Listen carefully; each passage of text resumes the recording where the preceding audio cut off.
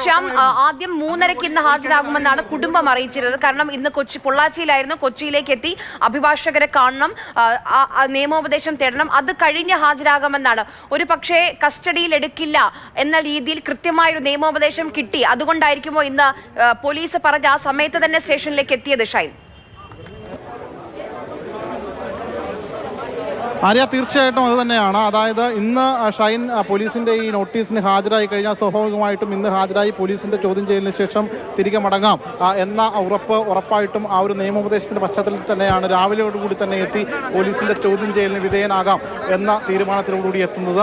അല്പം മുമ്പാണ് ഷൈൻ ഇങ്ങോട്ടേക്ക് എത്തിച്ചേർന്നത്. കാറിലാണ് എത്തിയത്. ഷൈനിനൊപ്പം മറ്റ് 3 പേർ കൂടിയുണ്ട്, ഡ്രൈവറും അതോടൊപ്പം തന്നെ മറ്റ് 2 സുഹൃത്തുക്കളും. അതായത് ഒരാൾ സുഹൃത്തും മറ്റൊരാൾ അഭിഭാഷകനാണ് എന്നുമാണ് മനസ്സിലാക്കാൻ കഴിഞ്ഞത്.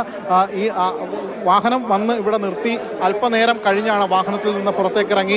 എന്നാൽ ഒരു പ്രതികരണത്തിനും തയ്യാറാകാതെ അകത്തേക്ക് കയറുകയായിരുന്നു. അകത്ത് കയറി ഇപ്പോൾ പോലീസിന് ACP കെ ജയകുമാറിന്റെ മുമ്പിൽ ചെല്ലുകയും തുടർന്ന് മറ്റ് നടപടിക്രമങ്ങളിലേക്ക് കടന്നിരിക്കുകയുമാണ്. ഇപ്പോൾ നമുക്ക് സ്റ്റേഷനിലകത്തെ ദൃശ്യങ്ങൾ കാണാം. സ്റ്റേഷനിലകത്തെ ദൃശ്യങ്ങളിൽ വ്യക്തമാണ് പോലീസ് ഉദ്യോഗസ്ഥരും മറ്റുമൊക്കെ ഉണ്ട്. ഡാൻസ് ഓഫ് സംഘവും അടക്കമുള്ള ആളുകളുണ്ട്.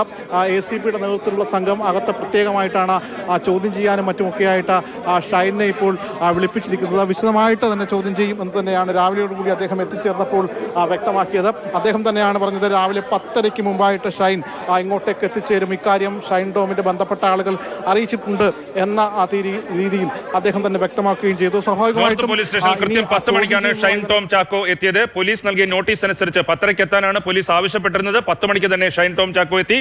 ഇപ്പോൾ അവിടെ നിന്ന് ശ്യാമപ്രസാദ് ഉത്തമൻ, ബിനിൽ, അതുപോലെ തന്നെ എസ് രാഗിൻ, ഇങ്ങനെ 3 പേരാണ് നോർത്ത് പോലീസ് സ്റ്റേഷന് മുന്നിൽ നിന്ന് ഈ വിവരങ്ങൾ റിപ്പോർട്ട് ചെയ്യുന്നത്. അല്പം മുൻപാണ് ഷൈൻ ടോം ചാക്കോ പോലീസ് സ്റ്റേഷനിലെത്തിയത്. ആ ദൃശ്യങ്ങൾ ഒരിക്കൽ കൂടി കാണാം.